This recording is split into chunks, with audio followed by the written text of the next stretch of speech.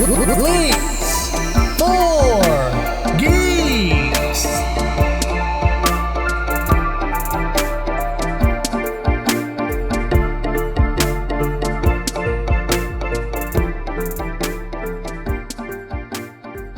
And it's time for the leaks for the geeks, the news for the dudes. All right.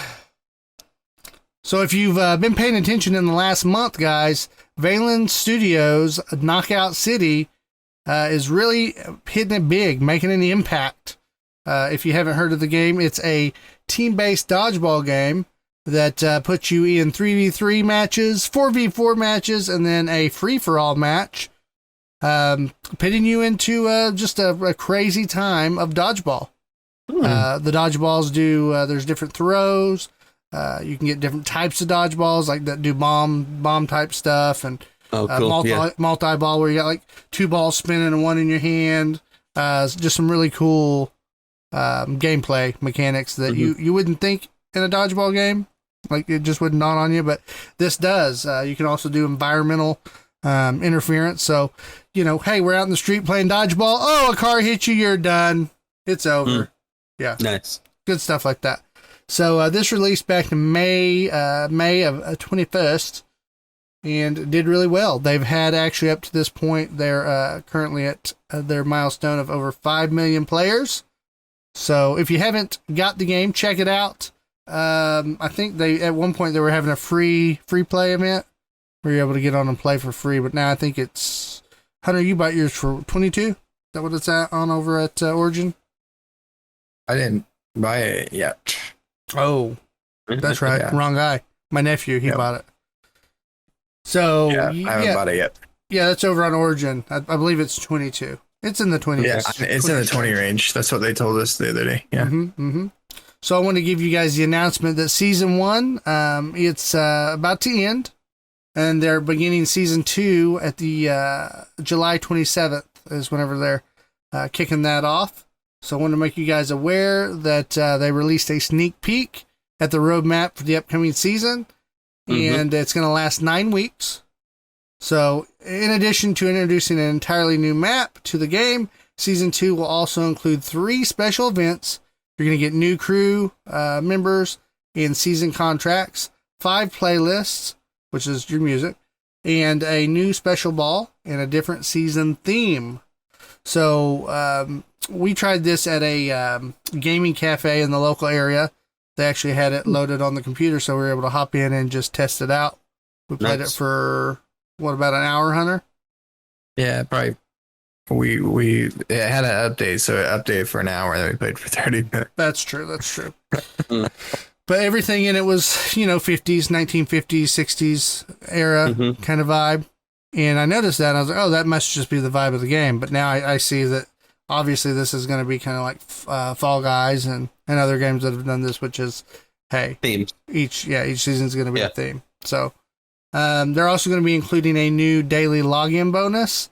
So each day that a person logs into the game, they're going to be able to receive a random reward, such as style chips, hollow bucks, or energy drinks. Season 3 and 4 of Knockout City will also launch this year, they say, and that's going to be late September and late November, depending on how things go going into the winter. And then they say here that Knockout City is doing the mid-season Heatwave event, and that's going to run until July 5th. So you can still get in there and experience that if you catch the podcast. Cool. So yeah, really cool game. It does say here on an article over on GameRant.com, it says Knockout City offers a free trial that makes the game entirely free to play until Street Rank 25. So if you just want to hop in there, try it out, see if you like it, you can do that as well. So all really good information there. I think that's a great idea on those kind of games because you can easily find out per quick. Of course, just, if you guys have ever played those kind of games, they make it pretty easy to get to 25, right? So it's not like it's an hour of playing, but it is, it's going to take you a little bit. But if it's a good game, which these ones are, they're kind of addictive, like Fall Guys, right? If I played Fall Guys and they let me there's not levels in Fall Guys, but like say they let you play till you unlock some certain things or whatever, right? And then I got those unlocked, I would have bought it definitely because we were still sucked into it at the time. So I think they're not going to lose out. And you're seeing more people do these kind of things, like we've talked about lately, to where people get a chance to find out do they like the game, and you don't really lose over that. It's not like that model used to be so bad. It was so bad. Don't give anything away. Everything's worth value. Right. And it's like you're not really giving it away. You're opening the opportunity for more people who just wouldn't even try the game. Yeah, right. They To may try engage the and get game hooked. and maybe even stream the game. If it's a popular streamer, they can stream it for free. And so it's changed kind of the whole market and the way that the marketing is done there. And I like it. I like the direction it's gone the last couple of years. Yeah. I think it's good for gaming, and I think it's good for the whole gaming industry itself, right? The people who are in streaming and stuff like that. It's really smart business. Yeah. Mm-hmm. Well, before we end the news segment, guys, we want to also mention some honorable mentions that didn't really follow on this week's news, but we did want to just kind of follow up on some things that have happened. We're going to mention the honorable mentions. Yeah. It's going to be good. From the last 2 weeks, basically. I think that's about where it covers. So, honorable mention, first off, I was going to say Overwatch. If you haven't heard, it is now officially going crossplay. So if you're on PC, you can play with your PlayStation friends, your Xbox friends, your Switch friends. It's all there. How it works, there are some caveats to that. You'll be able to do your quick play, your arcades, all those game modes. You won't be able to do season, like competitive, with your crossplay friends. That's kind of the only downside to it, in my opinion. You can opt out of crossplay. So if you only want to do PC, you can do PC. Same with the PlayStation, the Xbox, respectively. And then the way that they're pulling people in is basically you go to what they call a PC pool if you're doing console crossplay. So they don't have a console to console crossplay necessarily. Yeah, we've seen other games that way. Yeah. So to explain it, like if Ryan's on his Xbox, I'm on my PlayStation. We can all play together. Yeah. Well. Oh, if we have a PC player, if Hunter's on the PC, that's what you're going to say. Nope, that's not what I was going to say. I was going to say if you're console to console, you're still going to be put in the PC pool, from what I understand. Well, yeah, that's what I'm saying though. But that's what I'm saying. Your PC pool would be the one Hunter said. So there will never be just consoles playing together. There will always be consoles playing with PC players. Mm-hmm. Yeah, because either one. We've seen what other game was set up that way. We used to play not too long ago. Call of Duty does all the time. Call of Duty, you just play no matter what, whether you're PC or not. Yeah, but can you play just Call of Duty and Xbox? I don't think so. I think it's all just It's all crossplay. You don't really have a choice in that game. Okay. Mm-hmm. Seems like there was one we used to play, and that's how it was. Like PlayStation and PC could play together, and Xbox and PC could play together. Yeah, it might have been Rocket League. Fortnite did that too. Okay. Yeah, so the reason I'm sure why is because we've talked about before, though these games are creating cross-platform, they're not, their systems are not necessarily built to play together. When you're talking about the two consoles, they're designed so separately to where PC is much more easier to integrate servers with. So in that sense, the hosts on those servers, I guess, would be the PC player, right? Yeah. But I think those limitations are just really going away now at this point. It seems like both PlayStation and Xbox really haven't had a choice they're having to start to accept it because more and more games are just saying, "Hey, we want to do crossplay. This is what we're going to do." Right. So it's well, good. I think it's awesome because there for a little while there was such a huge divide between PC gamers and console gamers in the sense of, do I switch? Because if I switch, I lose all my friends, right?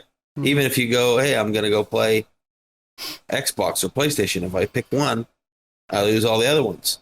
Or if I play with PC guys, they're all going to be way better than me. No, all that stuff is getting sorted out, and it's not that way now. There's plenty of console guys, PC guys that are just as competitive from Xbox as they are from PS5 now. And I bet the X and the S series are even faster, right? The response time, all that kind of stuff, not just the graphic, but they're probably closing that gap on some of the professional level type gaming that has always had a divide.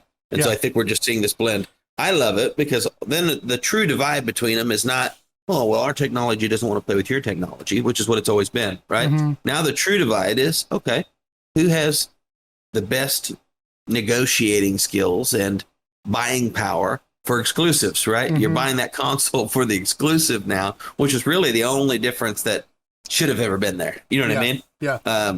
And that's a good thing. If someone buys up an exclusive and there's a game that's only made for one console, well, that gives them a leg up. And then of course you're buying it for their quality of the console, right? Certain features, just like the DualSense. No, that's not what it's called. What's the new controller called? Yes, DualSense. It's DualSense. Yeah. No, that's the old one. No, that was DualShock. Yeah. Oh, this one's called DualSense. DualSense. Yeah. Yes. Okay. Yeah. Like that. I like that. It pushes them to go, hey, look, it's not all about, you're not going to be able to play with each other and pick your deal and we're us versus them. It's more like, hey, we've got to come out with better technology to get people to come our direction. Yeah. How we going to be relevant? And I think that controller is a result of that exact thing. Yeah. So I like it. Same thing, I think, with Xbox's streaming situation. I think they're trying to figure out, man, what's going to be the plus to having the Xbox at this point compared to a PC or another console. Yep. Well, that's all I have on my honorable mention. I'm going to kind of throw out an honorable mention. It's been out a little while, but we've been out, right? So it came out during our break. I was talking about wanting to find new games with Rory. And one of the games that's on the Xbox Game Pass that we talked about that looked really good, but we didn't really know what it was about because all we got was like a little preview. Was a game called Grounded. Do you guys remember that? Yeah. Basically reminded us of Honey, I Shrunk the Kids. Yeah. Here's some little mini people living in the grass with ants and stuff like that. Yeah. It's a more in-depth game than I thought it would be. It's not just like a kid adventure game. No. It's kind of like a Minecraft mixed with a survival game like DayZ, but with a much better storyline and mission-driven path, if that makes sense. So it's an open world, but it's about collecting things, learning how to craft and how to build, and you can build houses, kind of like Valheim, right? Mm-hmm. But Valheim was kind of just like open, right? Like what do you do? Well, whatever you choose to do, kind of, right? Which is cool in its own way, like DayZ. This is more of a better for I think kids or people. I enjoy games that give me so does Hunter especially. That give you kind of another thing to do. What am I working towards? Right. What am I lead me? Don't make me just go out and just hope I figure out something fun. Right. So that's this game. The graphics are beautiful.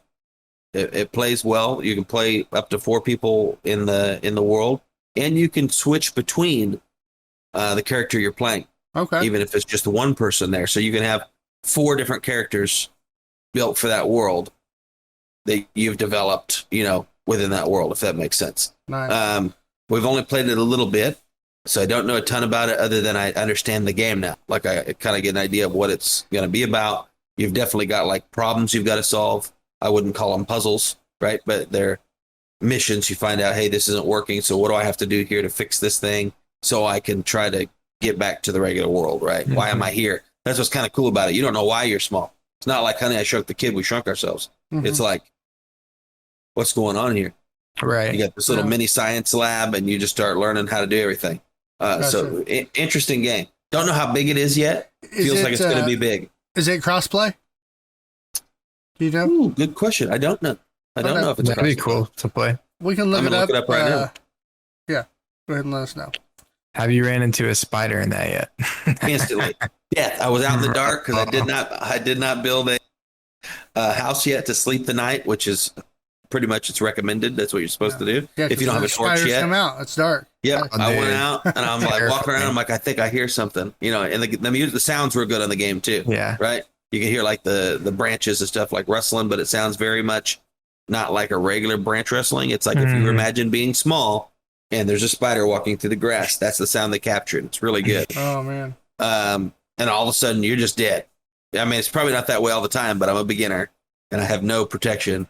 And it was a wolf spider. The other cool thing, and my daughter mentioned this, if you guys remember back, if you've been listening to the show for a while, I remember telling you guys, hey, I like using certain games for learning, right? And it's one of the reasons I'm telling her to play another game right now is I said, hey, you're going to get still reading practice in, right? By playing Minecraft, but you're not really learning that much more from it anymore, right? You've got gaming mechanics down. She can jump on Rocket League and hit the ball better than I did when I started. So that game has definitely helped with that, the hand-eye coordination. This game, she mentioned it to me the other day. Yeah, I'm learning a new game, but I'm also learning real life stuff. And I was like, what do you mean? And she was like, well, I didn't know what an aphid was or that they exist. I didn't know what a mite was. And I know how to identify a wolf spider now because the markings and the stuff on these bugs and stuff in the game are like real. They're not fake. They're like from a real world. You know what I mean? Right.